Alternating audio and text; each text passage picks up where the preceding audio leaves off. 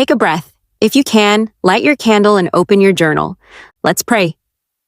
God, quiet our hearts and meet us here. Amen.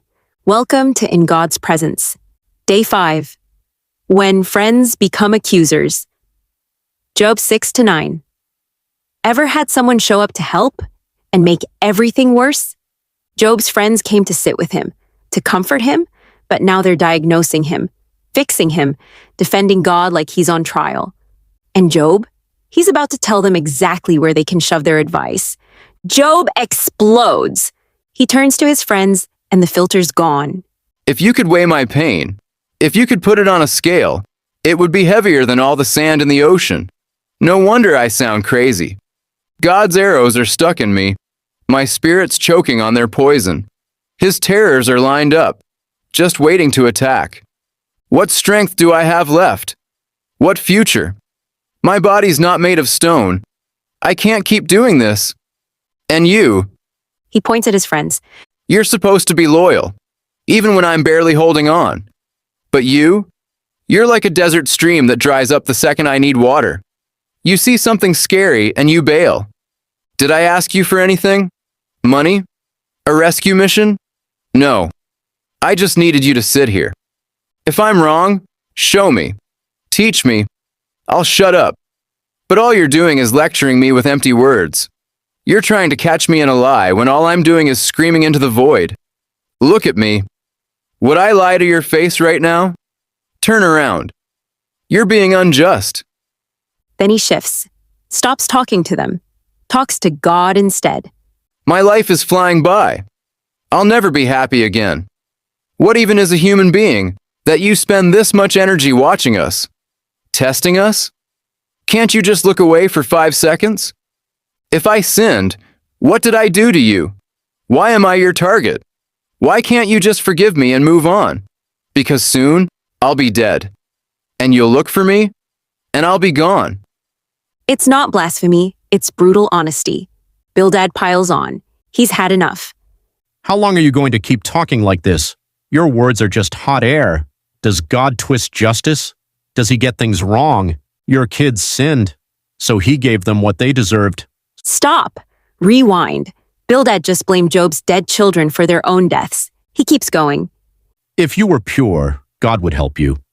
Ask the previous generation, they'll tell you. We're basically nobodies. Our lives are shadows. God doesn't reject innocent people. If this is happening to you, you must have done something. Just repent and he'll restore everything. Classic. Blame the victim. Job fires back. Yeah, I know that's what everyone thinks. But here's my question. How can anyone be right before God? If you wanted to argue with him, you couldn't win. Not once in 1,000 tries. His wisdom is infinite. His power is unmatched.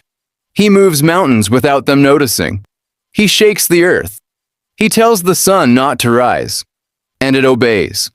He stretches out the heavens and walks on ocean waves like pavement. He does things we can't even understand. Wonders will never count. Job's not denying God's power. He's overwhelmed by it. When he passes by, I can't see him. If he takes something, who's going to stop him? Who's going to say, "Hey, what are you doing?" So how am I supposed to argue with him? Even if I'm innocent, I can't answer. I'd have to beg for mercy from my own judge. And even if I called and he showed up, I don't think he'd listen. He'd crush me in a storm, multiply my wounds for no reason. He wouldn't even let me catch my breath. Job's not cursing God. He's crying out in pain, confusion, raw desperation. If it's about strength, he's got it. If it's about justice, who can challenge him? Even if I were innocent, my own words would condemn me. I'm blameless, but honestly, I don't even care about myself anymore. I'm so done with my own life. And here's what kills me. It doesn't matter. Good people, bad people, he destroys them all the same. When disaster hits, he laughs at innocent people's pain. The earth is run by wicked people. God blindfolds the judges. If it's not him doing this, then who is? Then Job gets to the core. My days are speeding by with zero joy. If I try to smile, to forget my pain for a second, I still dread everything. I know you're not going to let me off the hook. I'm already guilty in your eyes. So why am I even trying? I could scrub myself with soap, bleach my hands till they shine. You'd still throw me in a pit and make me disgusting. Here's what I need: a mediator, someone who can stand between us, someone who understands you and me, someone who can tell you to back off for a second so I can breathe. Job's voice cracks. Because what he's asking for doesn't exist. No one can stand between a human and God. No one understands both sides. No one can bridge that gap. He's asking for the impossible, and he knows it. You ever feel the ache of wanting something that doesn't exist? Job's drowning in pain, and his friends are handing him rocks instead of ropes. God feels infinite and untouchable.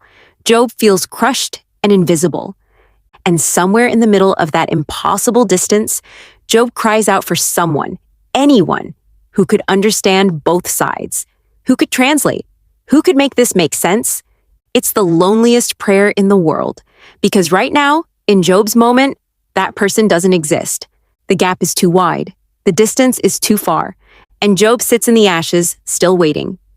Tomorrow, Job 10-13, Job takes his case directly to God. Even if you kill me, I'll still trust you. Desperation meets defiance. This is about to get intense. See you then.